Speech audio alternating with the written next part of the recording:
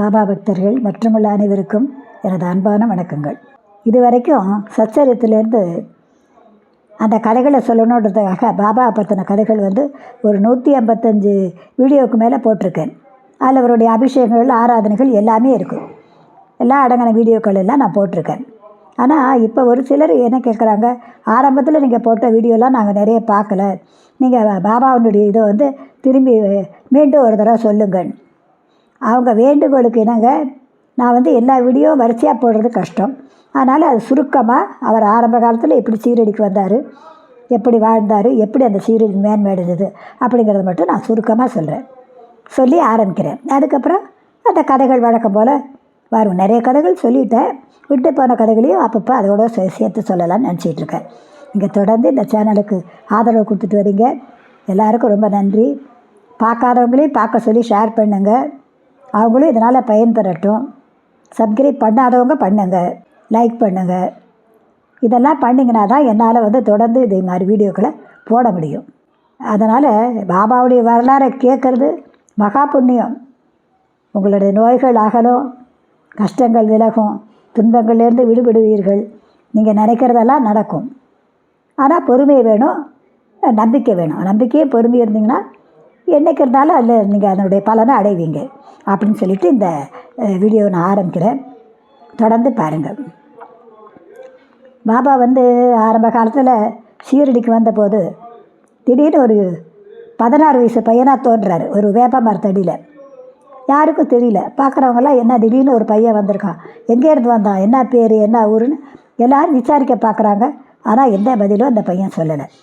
வேப்ப மரத்தடியில் தான் உட்காந்துருக்கு. ஆனால் அங்கே உள்ள கொஞ்சம் பெரிய மனுஷாலெல்லாம் இது மாதிரி ஊர் பேர் தெரியாதவங்களாம் கிராமத்துக்குள்ளே அனுமதிக்க முடியாது அப்படின்னு சொல்லிவிட்டு இந்த பையனை வெளியே விரட்டிடணும்னு சொல்லி முயற்சி பண்ணுறாங்க, பேசுகிறாங்க, திட்டுறாங்க. கண்டபடி பேசி அவனை விரட்டி விட்டுருன்னு சொல்லி நினைக்கிறாங்க. சில கல் மனசுக்காரவங்க, அந்த சின்ன பையன் கூட எதிர்பார்க்காத இரக்கம் இல்லாதவங்க அப்படிலாம் பேசுகிறாங்க. ஆனால் அவர் எதையோ வருத்தப்படலை, எதிர்ப்பு தெரிவிக்கலை, கோவப்படலை. அமைதியாக அந்த வேப்ப மரத்தில் அமைதியாக உட்காந்துருக்கிறாரு. இரவு பகல் தெரியல, பசிதாகம் தெரியல, யார்கிட்டையும் போயிடும் கேட்குறதும் இல்லை, பேசுகிறதும் இல்லை. அது மாதிரி ஒரு தனிப்பட்ட ஒரு நிலைமையில் இருந்த அந்த குணங்களை பார்த்தாலே மக்களுக்கெல்லாம், சீரடி மக்களுக்கு அவர் மேலே ஒரு அபிரிதமான பாசமும் பரிவும் ஏற்பட்டுருது. அது மட்டும் இல்லை, ஒரு மரியாதை ஏற்படுது. முகத்தில் ஒரு தெய்வீக கலை இருக்கிற மாதிரி இருக்குது. இந்த பையனை பார்த்தா சின்ன பையன் மாதிரி தெரியலையே, ஏதோ ஒரு தெய்வீக கலையோடு இருக்குது, ஒரு பரமாத்மா மாதிரி இருக்குது செயல்களையெல்லாம் பார்த்தா, அப்படி தான் நினைக்கிறாங்க. ஆனால் யாருன்னு புரிஞ்சிக்க முடியல. அப்போ தான் இந்த பக்கத்தில் இந்த கண்டோபா கோவில்ன்ற கோவிலில் ஒருத்தருக்கு சாமி வருது. அவர்கிட்ட போய் கேட்குறாங்க, இவரை பற்றி கொஞ்சம் விவரம் சொல்லுங்கள், கேட்டு சொல்லுங்கள். அவர் என்ன சொல்கிறாரு, ஒரு இடத்த சுற்றி காமிச்சு அந்த இடத்துல பள்ளம் தோண்ட சொல்கிறாங்க. சரி, பள்ளத்தை எடுத்து பார்த்தாக்கா கீழே ஒரு பெரிய நிலவரை போகுது. அதுக்குள்ளே பஞ்சமுக விளக்குகள் எரிஞ்சிகிட்ருக்கு. ஒரு 4-5 விளக்கு எரிஞ்சிகிட்ருக்கு. மணப்பலகை எல்லாம் இருக்குது. இந்த உத்திராட்சம் போன்ற அதாவது யோகிகள் ஞானிகள்லாம் அணுகிற மாதிரியான ஒரு அமைப்பு அந்த இடத்துல இருக்குது. அதை அவர் காமிச்சிட்டு சொல்கிறாரு, இந்த இடத்துல தான் இந்த பையன் 12 வருஷங்களாக ஒரு குருக்கிட்ட உபதேசம் பெற்றுட்டு இருந்தான் அப்படின்னு சொல்லி அந்த சாமி வந்தவர் சொல்கிறார். அதோடு அவர் சொல்லி முடிச்சிடறாரு. இந்த பையன் ஆனால் அந்த இடத்துக்கு இவங்கெல்லாம் பார்க்குறத பார்த்துட்டு இவன் கேட்டுக்கிறான். அவன்கிட்ட கேட்குறாங்க. அந்த பையன் சொல்கிறது, இது மாதிரி இது என்னுடைய குருஸ்தான் இருந்த இடம், இது தயவுசெய்து இருந்த மாதிரியே இதை மூடிடுங்க, இதை எந்த வகையிலும் இது பண்ணிடாதீங்க, அப்படி கலைச்சிடாதீங்கன்னு சொல்லி வேண்டுகோளாக கேட்டுக்கிறாங்க. உடனே எல்லாருமே அந்த பையனுடைய வேண்டுகோளுக்கு இறங்கி அதே மாதிரி எப்படி இருந்துச்சோ அதே மாதிரி மூடி வச்சுறாங்க. பெரிய பலகை இது மாதிரி இருக்குது, கருங்கல்லில் பலகை மாதிரி, அதை எடுத்து போட்டு மூடி வச்சிடுறாங்க அந்த இடத்த இருந்த மாதிரியே. அதுக்கு பிறகு அந்த பையன் கொஞ்ச நாள் தான் அங்கே இருக்கிறது. அதுக்கப்புறம் அங்கே இல்லை. சீரடியில் திடீர்னு பார்த்தா காணும். எப்படி திடீர்னு வந்ததோ அதே மாதிரி திடீர்னு காணும். யாரோ தேடவும் இல்லை. அதை பற்றி யோசித்தாங்க, ஆனால் அதை பற்றி யாருக்கும் தேட முயற்சி பண்ணல. அப்புறம் அப்படியே அவர் வெளியே போனவர் அவுரங்காபாத்லேருந்து ஒரு செல்வந்தர். அவர் தன்னுடைய குதிரையை தொலைச்சிட்றாரு. குதிரையை தொலைச்சிட்டு காடமேன்னு சொல்லிட்டு தேடிட்டு வரும்போது இவரை பார்க்குறாரு. இவர் ஏதோ ஒரு சோலை ஓரத்தில் ஒரு மரத்தடியில் உட்காந்துருக்கிறாரு. ஆனால் அப்போ பெரிய பையனாகிறாரு. சின்ன வயசு போனவர் கிட்டத்தட்ட கொஞ்சம் பெரிய வயசாகிடுது. அந்த அந்த மாதிரி இதில் அந்த அவுரங்காபாத்துலேருந்து வந்து அவர் பார்க்குறாரு. பார்த்துட்டு வந்து இவர் கூப்பிட்டு விசாரிக்கிறது, என்ன ஆச்சுன்னு. இல்லை, என்னோடய குதிரையை தொலைச்சிட்டேன், 4 நாளாக தேடுறேன், கிடைக்கல. உடனே சொல்கிறது, அங்கே போய் தேடி பாருங்கள், அங்கே தான் இருக்கும் அப்படின்னு சொல்லி பக்கத்தில் இருக்க ஒரு சோலை மாதிரி ஒரு இடம். அதை காமிச்ச உடனே இவருக்கு ஒன்றும் புரியல, எப்படி பார்த்த மாதிரி சொல்கிறாரு. சரி போய் பார்க்கலான்னு சொல்லிட்டு போய் பார்த்த உடனே அந்த குதிரையோட பேரை சொன்ன உடனே அந்த குதிரை அங்கேருந்து ஓடி வருது. இவருக்கு சந்தோஷம் தாங்க முடியல. எப்படி இவர் சொன்னார், அதே இடத்துல அந்த குதிரை எங்கெங்கேயோ தேடியாச்சு. இந்த இடத்துல அந்த குதிரை வரத்துக்கு வாய்ப்பே கிடையாது. அந்த இடத்துல இங்கே இருக்குது, போய் பாருங்கன்னா அங்கேருந்து குதிரை வருது. அப்போ சரி, ஒரு பெரிய ஞானி தான் அப்படின்னு சொல்கிற முடிவுக்கு அந்த செல்வந்தர் வருது. வந்துட்டு இவரை வந்து கூப்பிட்றாரு, நீங்கள் வந்து எங்களோட வந்து கொஞ்ச நாளைக்கு இருக்கணும், எங்கள் வீட்டுக்கு வரணும் அப்படின்னு சொல்லி கூப்பிட்ட உடனே பாபாவும் சரி கிளம்பி போயிறாரு. அப்போ சில அதிசயமான நிகழ்வுகளையும் அங்கே செஞ்சு காட்டுறாரு. அதாவது அவர் வந்து சில்லுன்னு ஒரு புகைப்பிடிக்கிற வழக்கம் இருந்துச்சு பாபாட்ட. அதுக்கு வந்து வேண்டியது வந்து ஒரு நெருப்பு துண்டு, ஒரு தண்ணி. இது ரெண்டையுமே அவர் என்ன பண்ணுறாரு, கையில் வச்சுருக்க அந்த சட்கான்றதை எடுத்து மண்ணில் வந்து அப்படி ஒரு அழுத்தி எடுத்து தோண்டின உடனே தண்ணி வருது. அப்புறம் அதே மாதிரி செய்யும்போது ஒரு நெருப்பு துண்டு வருது. இது ரெண்டையும் பார்த்த உடனே இந்த செல்வந்தருக்கு ரொம்ப ஆச்சரியம். சரி, இவர் மிகப்பெரிய ஒரு ஞானியாக தான் இருக்கணும், இல்லாட்டி எப்படி இப்படியெல்லாம் செய்ய முடியும்னு சொல்லி அப்புறம் தான் கூப்பிட்றாரு, நீங்கள் வாங்க கண்டிப்பாக எங்கள் வீட்டுக்கு வரணும்னு சொல்லி. சரின்னு என்ன நினச்சாரு, போயிடுறாரு அவங்க வீட்டுக்கு. போயிட்டு கொஞ்ச நாள் அவங்களோட இருந்துட்டு அப்புறம் அவங்க வீட்டில் வந்து ஷீரடியில் பெண்ணு எடுக்கிறாங்க. பொண்ணு அங்கே அதுக்காக வேண்டி அவங்க பையனுக்கு. அப்போ வந்து எல்லாருமே ஷீரடிக்கு வர வேண்டிய அவசியம் ஏற்படுது. அந்த கல்யாண கோஷ்டியோட பாபாவும் ஒரு 20 வயசு பையனாக வந்துடுறாரு. அந்த கண்டபா கோயில்கிட்ட தான் வந்து எல்லோரும் வண்டியில் இறங்குறாங்க, மாட்டு வண்டியில் வந்து இறங்குறாங்க. அப்போ பாபாவும் இறங்குறாரு. அதை பார்த்த உடனே எப்படி இந்த மக்கள் சாபதின்றவருக்கு தெரிஞ்சதோ தெரியல, யாசாயின்னு ஓடி போய் வரவேற்கிறார். அவர் தான் சாய்பாபான்ற அந்த பேரை வந்து அவருக்கு ஆரம்பத்தில் வந்து அந்த பேர் வழங்கிறதுக்கு முதல்ல சொன்னவர் அவர் தான். அவர் மனசுக்கு என்ன தோணுச்சோ தெரியல, சாய் வர வேண்டுன்றதான் யாசாயின்னு சொல்லியிருக்கிறாரு. உடனே எல்லோரும் வந்துடுறாங்க. எல்லோரும் கல்யாண கோஷ்டிலாம் வருது, அவங்க கல்யாணம்லாம் முடிச்சுட்டு அவங்கெல்லாம் போயிடுறாங்க. ஆனால் இவர் போகலை, சாய்பாபா போகலைங்க. சாய்பாபான்ற பேர் அதுக்கப்புறம் அவருக்கு நிலச்சிடுது, போகலை. ஆனால் அவருக்கு இருக்கிறதுக்கு இருப்பிடம் கிடையாது, யாருக்கும் இடம் கொடுக்க மாட்டேன்றாங்க. அப்போ கோவில்கள்லையோ அதுலேயோ எந்த இடத்துலையும் அவருக்கு இடம் கிடைக்கல. எல்லோரும் திருப்பி அதே வெளியே போ அப்படிங்கிற அந்த ஒரு அவமரியாதை தான் அவருக்கு நடக்குது. ஒரு சிலர் இடம் கொடுக்க ஆசைப்படுறாங்க, ஆனால் அந்த அதிகாரிகளோட கட்டளைக்கு கீழ்ப்படிஞ்சு பயப்படுறாங்க. இவருக்கு கொடுக்கக்கூடாதுன்னு சொல்லி எல்லாம் சட்டம் மாதிரி பேசுகிறாங்க. பாபா அதுக்கும் கவலைப்படலை. ஊர் எல்லைக்கு போகிறாரு. ஒரு பழைய மசூதி இருக்குது. அந்த மசூதியை சுத்தமாக தானாக பெருக்கி சுத்தப்படுத்தி அதில் எல்லோரும் போய் ஒதுங்கி நிற்க கூட பயப்படுவாங்களாம். அவ்வளோ ஒரு மாதிரி இருக்குமா அந்த மசூதி, அவ்வளோ பழசு. ஆனால் அவர் எந்த விதமான பயமும் இல்லாமல் அதை எல்லாம் சுத்தப்படுத்திட்டு அங்கே போய் தன்னுடைய இருப்பிடமாக முதல்ல ஷீரடியில் போய் தங்குற ஒரு இடம் பாபா அதுதான். ஒரு 20-21 வயசு பையன், அவ்வளோதான் இருக்கும். வித்தியாசமாக தானே வயசெல்லாம் சொல்கிறாங்க.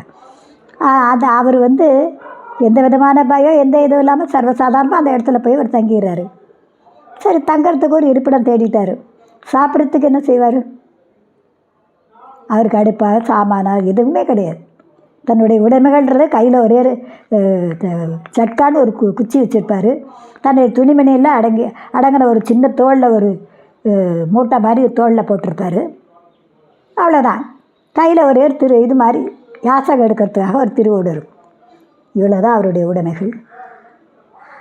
அதுக்காக அங்கே ஷீரடியில் வந்து மக்கள்கிட்ட எல்லாம் அங்கே இருக்க ஏழை மக்கள் தான் அவங்களும், அவங்ககிட்ட போய் யாசகம் கேட்குறாரு, அம்மா பிச்சை போடுங்க. அது மாதிரி அவர் கேட்டு அவருக்கு ஆசீர்வதித்து அந்த பிச்சையை போட்டாங்களே, அவங்கெல்லாம் மிகப்பெரிய அதிர்ஷ்டசாலிகள்.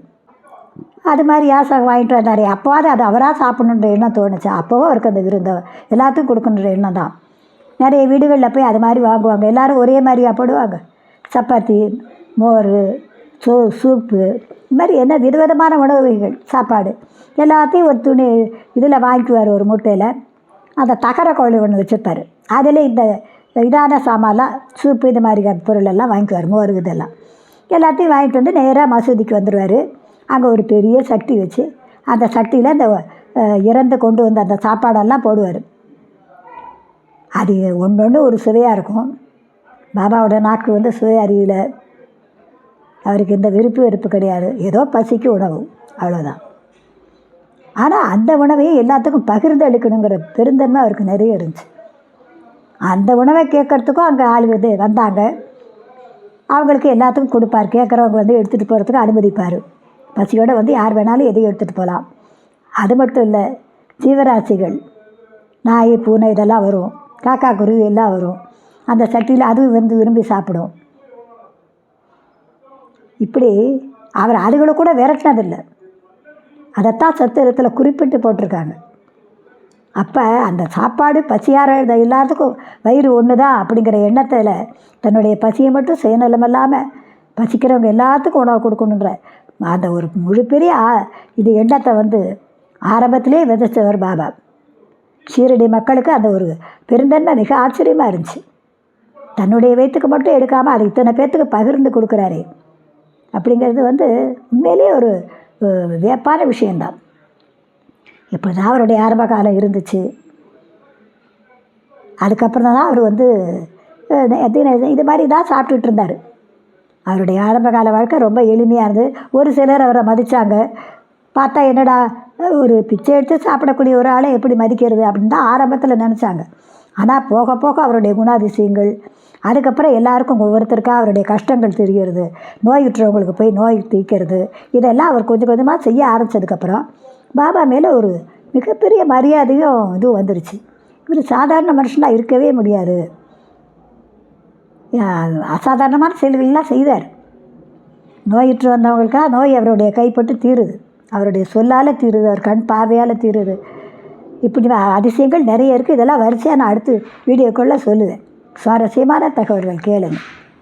இப்போ நான் அதை சின்னதாக முடிச்சிடுறேன். அதுமாதிரி இது மாதிரி தான் அவருடைய ஆரம்ப கால வாழ்க்கை இருந்துச்சு. அதுக்கப்புறம் தான் அவர் தர்ம சிந்தனையை முதல்ல இப்படி செஞ்சார். அதுக்கப்புறம் மக்களுடைய கஷ்டங்கள் குறைகள் எல்லாத்தையும் கேட்டு அறிஞ்சார். அதையெல்லாம் தீர்க்கறதுக்கு முயற்சி பண்ணார். பல எதிர்ப்புகளெல்லாம் அவர் கொஞ்சம் கூட பொருட்படுத்தலை. அந்த அத்தனை எதிர்ப்புகளுக்கு மத்தியிலையும் மக்களுக்கு வந்து உதவி செஞ்சாங்க. நாளடைவில் அவருடைய மக்கள் வந்து சேர ஆரம்பிச்சிட்டாங்க. அவருடைய குணத்தையும் அவருடைய பரோபகாரமான செயல்களையும் பார்த்து அவர்கிட்ட வந்து சில குறைகளெல்லாம் சொல்ல ஆரம்பித்தாங்க. அவங்க வீட்டில் இருக்கக்கூடிய குறைகள் எல்லாத்தையும் கேட்டார். அவரால் முடிஞ்ச அளவு அந்த பிரச்சனைகளை தீர்த்து வச்சார். இப்படி ஆரம்ப காலத்துலேயே அவர் வந்து அந்த ஷீரடிக்கு வந்து பல நன்மைகளை செய்கிறதுக்கு அவர் வந்துட்டார் அப்படிங்கிறத வந்து மக்கள் அவரை தெரிஞ்சுக்கிட்டாங்க, அடையாளம் கட்டுக்கிட்டாங்க. சரி, ஏதோ நம்ம நன்மைக்காக கடவுள் இது மாதிரி கடவுளே வந்திருக்கிறாரு மனித ரூபத்தில் அப்படிங்கிற அளவுக்கு அவங்க நினைக்கிற அளவுக்கு பாபா வந்து நடந்துக்கிட்டார். அதுதான் அந்த இடத்துல சொல்லணும். அப்படி எல்லாருடைய மனசில் வந்ததுக்கப்புறம் ஆனால் வந்து அவர் முதல்ல வந்து தங்கியிருந்த அந்த வேப்ப மரத்தை வந்து அந்த மகள் சாபதிங்கிறவர் தீட்சித்துன்றவங்கெல்லாம் எல்லாம் என்ன பண்ணுறாங்க, அந்த வேப்ப மரத்தடியும் ஒரு புனிதமான இடம்னு சொல்லி எல்லோரும் வணங்க ஆரம்பிச்சிடுறாங்க. அந்த இடத்துல வணங்குறாங்க. அந்த இடத்துல சாதேன்ற ஒருத்தர் வந்து ஒரு விடுதி மாதிரி சின்னதாக முதல்ல வந்த விடுதி அங்கே ஷீரடியில் அதுதான் அப்படின்னு சொல்லப்படுது. அந்த விடுதியை கட்டி அதில் வந்து வியாழக்கிழமை தோறும் இதெல்லாம் போட்டு வாசனை திரவியங்கள்லாம் போட்டு எரிப்பாங்களாம். இப்படியெல்லாம் ஆரம்பத்தில் ஒரு விடுதி கட்டுறாங்க. அதற்கு பிறகு இன்னொரு விடுதி எப்படி கட்டப்படுதுன்னா, தீட்சித்துங்கிறவர் அவர் வந்து ஒரு வக்கீல் பாம்பேலேருந்து. அவர் என்ன பண்ணுறாரு, காலை வந்து ஏதோ அடிபட்டுட்டு எலும்பு முறிவு ஏற்பட்டுருது. அதுக்கு பல டாக்டர்களை பார்த்தோம், சிகிச்சை அளிச்சும் பலன் இல்லை. அப்போ ரொம்ப வருத்தப்பட்டு இருக்கும்போது நானா சாந்தோர்கர் அப்படிங்கிறவர் வந்து பாபாவுடைய நெருங்கிய பக்தர். அவர் என்ன சொல்கிறாரு, நீங்கள் பாபாட்ட வாங்க, உங்களுடைய குறை தீர்ந்துடும், உங்களுக்கு சரியாக போயிடும். அப்புறம் ஒரு மனசில் அவர் வந்து அங்கேருந்து பாபாவை நெருங்கி வந்து பார்க்கும்போது இவர் வந்து எனக்கு இந்த கால் ஊனம் கூட பெருசு இல்லை, நான் வந்து எங்கேயாவது ஒரு இடத்துல நிம்மதியாக இருக்கணும் அப்படிங்கிற மாதிரி அவர் கேட்டுக்கிறார். அதுக்கப்புறம் பாபாவுடைய அருள்னால் அந்த கால் பூரண குணமாக்கப்பட்டுருது அவரோட அருளாசினால். அப்புறம் அவர் அங்கே ஒரு விடுதியை கட்டுறார். 1909 நினைக்கிறேன் கட்டி அதை வந்து ஸ்ரீராமநவமி 10வது வருஷம் நடக்குது. அப்போ வந்து அதுக்கு திறப்பு விழா செய்கிறாங்க அந்த 2வது விடுதிக்கு. அதுக்கப்புறம் 3வதாக கட்டுறதா நாக்பூர்லேருந்து அந்த பூட்டின்ற ஒரு மிகப்பெரிய செல்வந்தர் நிறைய செலவு பண்ணி அந்த விடுதியை கட்டுறாரு. பெரிய சத்திர மாளிகை போல் கட்டுறாரு. அந்த மாளிகை தான் இன்றைக்கி சமாதி மந்திர்னு சொல்லி எல்லாராலையும் போய் வணங்கப்படுது. மிகப்பெரிய க்ஷேத்திரமாக இன்றைக்கி விளங்கப்படுது. அதில் தான் பாபாவுடைய புனிதமான உடல் வந்து சமாதியாக்கப்பட்டிருக்கு. அதை பார்த்து பல பேர் பல நன்மைகள் அடைஞ்சிட்ருக்காங்க அப்படிங்கிறத எல்லோரும் அறிஞ்ச விஷயம். இப்படி ஒரு சுவாரஸ்யமான நிகழ்வாக வந்து பாபாவுடைய ஆரம்ப வாழ்க்கை அவ்வளோ எளிமையாக இருந்தாலும் போக போக போக அது வந்து அவ்வளோ ஒரு புனிதமாகவும் பெருமையாகவும் மகிழ்ச்சியாகவும் எல்லாத்துக்கும் நல்லது செய்யக்கூடியதாகவும் அமைஞ்சிருச்சு. அப்படிங்கிறது தான் இதில் வந்து நம்ம ரொம்ப ஆச்சரியமாக பார்க்க வேண்டிய விஷயம். பாபாவுடைய அற்புதங்களில் இதுவெல்லாம் ஒன்று. இன்னும் நிறைய இருக்குது. நான் தொடர்ந்து சொல்கிறேன். இந்த வீடியோவை நான் இதோட முடிச்சுக்கிறேன். இது நல்லா இருந்துச்சுன்னா தயவுசெய்து எல்லாருமே கமெண்ட் பண்ணுங்கள். சாய்ராம் சொல்லி பாபாவுடைய நாமத்தை குறிப்பிடுங்க. அந்த ஒரு நேரம் நீங்கள் சொன்னீங்கன்னா கூட அந்த பலன் வந்து மிக பெருசாக இருக்கும். அதனால் பார்க்குற அனைவரும் ஓம் சாய்ராம் அப்படின்னு பதிவிடுங்க. இதோட முடிக்கிற தொடர்ந்து இது வரும். எவ்வளோக்கெவ்வளோ என்னால் முடியுமோ வாரத்தில் ஒரு 3-4 வீடியோவாவது போடணும்னு விரும்புகிறேன். பாபா நினச்சாருன்னா அது நடக்கும். நீங்கள் நம்ம எல்லாருக்கும் எல்லா நல்ல விஷயத்துக்கும் பாபா காத்துட்ருக்காரு. நீங்கள் அவரை நல்ல மனசோட தூய்மையான எண்ணங்களோட நெருங்கி போனீங்கன்னா அவருக்கு ஓடி வந்து உங்களுக்கு உதவிக்கரை நீட்டுவாங்க. அப்படி ஒரு கருணையுள்ள தெய்வத்தை நம்ம அடையிறதுக்கு நம்ம கொடுத்து வச்சுருக்கணும். அதனால் எல்லோரும் பாபாவோட நாமத்தை சொல்லுங்கள், சகலவிதமான நன்மைகளையும் அடைங்கன்னு சொல்லி நான் வந்து இந்த வீடியோவை இதோட முடிச்சிடுறேன். அடுத்து விரைவில் இன்னொரு வீடியோ வரும். ஓம் சாய்ராம்.